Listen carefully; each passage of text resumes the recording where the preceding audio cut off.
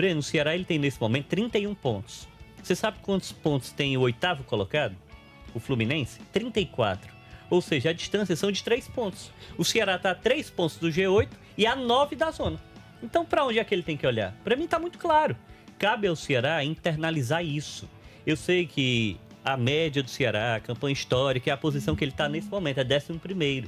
E é uma campanha consistente de um time que está saindo da zona, que estava lutando para não ficar na zona, que estava vindo, né, de uma Série B do Campeonato Brasileiro e estava almejando algo, né, a permanência. Eu acho que esse é o grande ponto, que sempre se fala da distância do Ceará para a zona de rebaixamento. Não é que o Ceará faça uma campanha de luta pela sobrevivência, não é isso, é uma campanha de permanência, que tem uma diferençazinha entre essas duas situações. Mas a gente sempre compara com o primeiro da zona de rebaixamento, porque o Ceará deixou muito claro, desde o começo do ano, da temporada, que o grande objetivo é ficar na Série A 45 pontos. E hoje, com 31, ele tá bem perto disso. Ele tá a 14 pontos de conquistar isso. Então é por isso que a gente sempre fala, mas você tem toda a razão. Hoje o Ceará tá muito mais próximo da galera de cima. E eu não tô falando de briga por título, porque temos 3 equipes que estão muito destacadas na briga pelo título. Existem ali 3 zonas na tabela, né? Tem os 3 primeiros, aquela galera que vai brigar ali... Eu acho que tem até 4 zonas, tá? Porque tem o pessoal do título, tem o pessoal que luta para chegar no G6, que o São Paulo é um desses, né? Querem ir para Libertadores. Tem a turma que quer sair da zona totalmente e ali vai ficar na briga pré-Libertadores, Sul-Americano, que acho que é hoje onde o Ceará tá. E a gente tem a turma lá de baixo. Quem tá lutando para sobreviver, quem tá na zona, quem vai sair, quem não vai. Exatamente. Então acho que, sem sombra de dúvidas, hoje é o momento do Ceará olhar mais para cima. Eu acho que o Ceará precisa internalizar essa ambição, Breno. Eu tenho um entendimento, né? E o WB, ele sempre fala sobre isso, de que o Ceará, ele precisa ter um projeto maior. E eu concordo totalmente. Isso não significa não ter humildade, isso não significa ter os pés no chão, isso não significa não cumprir um objetivo para depois atingir outro. Mas a gente precisa ser realista. São 9 pontos do Z4, 3 pontos do G8. Então cabe ao Ceará tentar internalizar isso, para buscar esses pontos. Essa coragem é o que pode definir, Breno, não só a permanência, como também uma Série A que pode ser histórica. Quem sabe, por que não, a primeira vez do Ceará nesse primeiro pelotão, no G10, e até conquistando algo além. Sim. A Sul-Americana pode ser o objetivo mais palpável, é o mais inerente, né? Além de permanência. Mas acho que o Ceará precisa internalizar isso, sonhar com isso.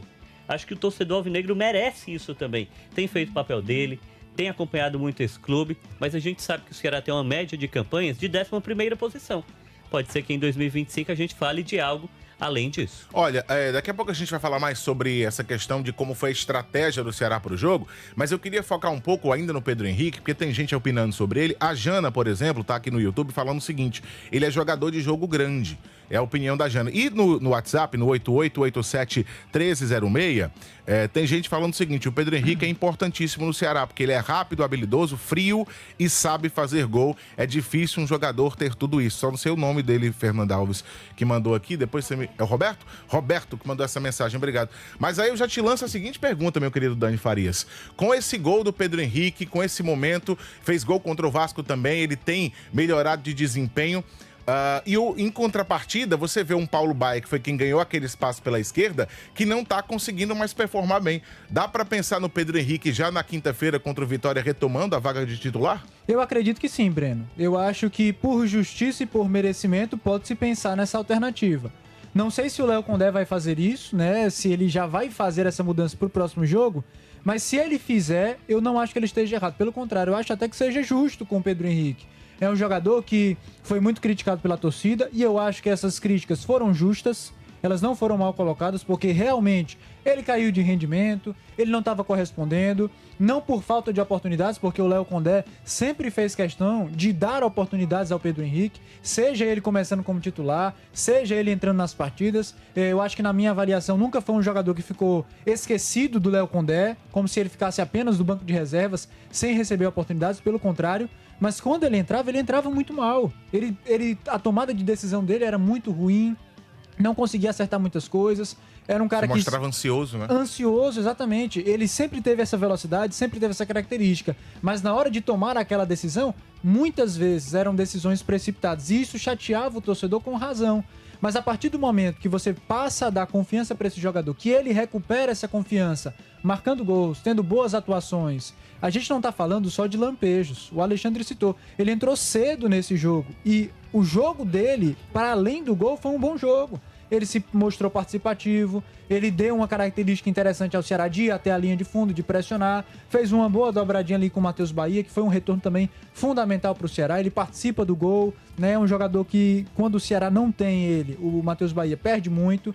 Então eu acho sim que o Pedro Henrique, pelas atuações que tem demonstrado, merece uma vaga ali no time titular. O Paulo Baia, eu não acho também que ele deva ser um jogador descartado. Contra o Vasco, por exemplo, ele foi bem. Contra o Bahia, ele foi bem. Nesse jogo contra o São Paulo, já não foi tão participativo. Mas é um bom jogador que pode fazer essa alternância com o Pedro Henrique.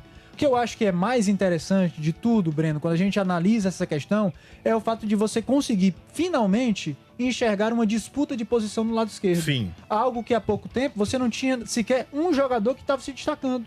Porque o Pedro Henrique estava mal, Fernandinho indo e vindo do departamento médico, Paulo Baia estava começando ainda, recebendo poucos minutos. Era um problema do Ceará, a ponta esquerda. Se a ponta direita era bem consolidada com o Galeano, no lado esquerdo de ataque você tinha essa ausência. Agora, você já está em um patamar em que 2 jogadores estão relativamente bem disputando a posição. Quem tende a ganhar com isso? O próprio Ceará.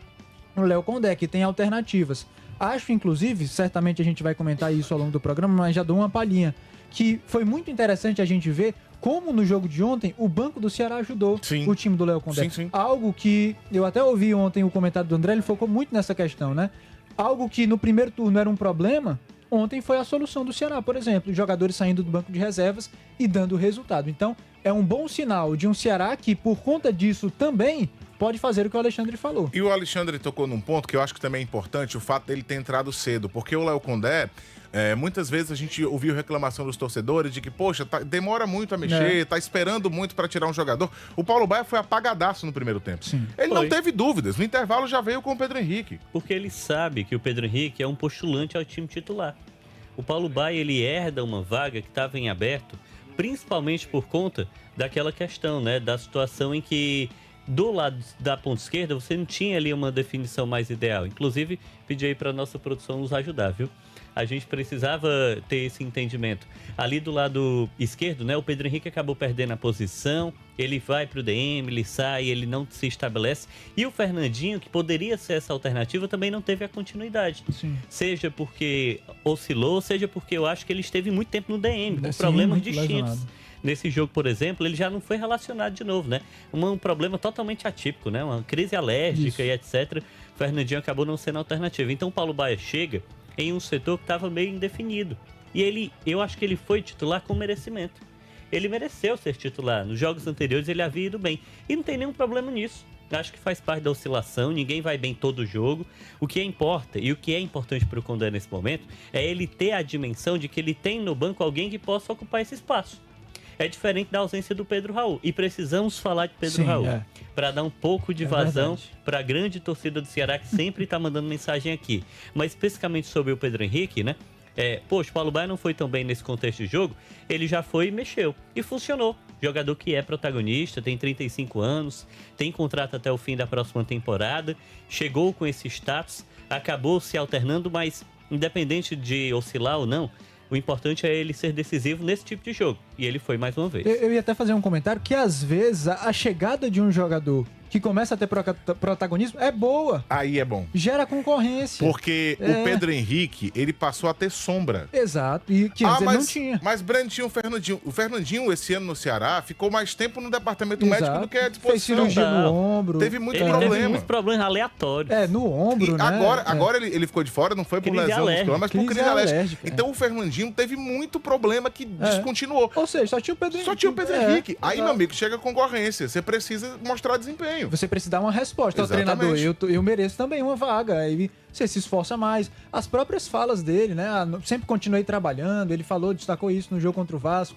Ontem, mais uma vez, deu entrevista coletiva. Então, você percebe aí a importância, Breno, de uma janela de transferências no meio de uma temporada. Você olha as lacunas que você tem no seu elenco e você potencializa, às vezes, até o jogador que tá dentro do seu elenco já, que não tem sombra, que precisa de uma concorrência para despontar um pouco mais, para assumir um pouco mais esse protagonismo, né? E aí pode gerar até a pergunta, será que esse talvez não seja o problema lá da posição de centroavante? Será que por não ter uma sombra ali imediata ao Pedro Raul, existe alguma forma de acomodação e ele não tá rendendo tão bem? Não sei se é esse o problema. Não sei se o Luca foi contratado. É curioso também o Luca, né? Tá com problema aí de gripe, né? Também amidalite, Enfim. Se tivesse feito a cirurgia do Breno, não tinha mais. Exatamente. Né? Você estava escutando, amigo? Eu estava com você. Eu falei que não poderia Teria ter esse problema, né? amidalite, exatamente. Porque tirou, né? Tirei as amígdalas muito cedo, né? Sempre tive muito problema com questões respiratórias e tirei adenoide, exatamente. E aí eu não poderia ter esse problema. O que isso interessa a quem tá ouvindo e assistindo? Nada. Mas a gente tá dando uma dica aí. Futebol, exatamente. Não, mas é isso que eu tô dizendo aqui. Você percebe, essa competição saudável, ela é positiva, como a gente tem destacado no ponto do Pedro Henrique. Talvez essa seja o problema do Ceará, ou a lacuna que o Ceará tem ali na posição do centroavante. O Luca foi contratado para ser essa sombra do Pedro Raul, mas eu não sei se hoje, não apenas por questões físicas, mas técnicas mesmo, se ele consegue ser essa sombra. E aí talvez isso gere uma acomodação ao Pedro Raul, que não foi bem ontem. Perdeu, inclusive, uma grande chance no segundo tempo. E o Morumbi não teve tantos torcedores, porque o torcedor de São Paulo estava na bronca, o time foi eliminado da Libertadores, teve protesto, inclusive, na tarde de ontem, contra a diretoria, o pessoal muito insatisfeito, e muitos torcedores optaram por não ir ao Morumbi. Mas a galera do Ceará esteve lá presente, tinham torcedores do vovô no Morumbi, e teve um que, inclusive, conseguiu prever o gol do Pedro Henrique. Solta aí pra gente, vai. Tá amadurecendo, vai, tá amadurecendo! Tá amadurecendo! Tá amadurecendo!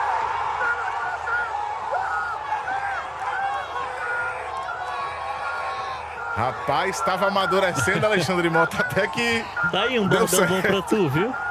Vou adotar, viu, nas transmissões, isso daí. Tá amadurecendo. Amadurecendo. Ele começou assim, morto, né? Aí foi aumentando o ritmo, o Pedro Henrique foi chegando e fez o gol. Eu disse que ia amadurecer. O mais interessante é como ele muda de tom na hora que a bola sobra pro Pedro Henrique. Tava amadurecendo e o gol saiu e o Pedro Henrique fez 1-0 para o time do Ceará.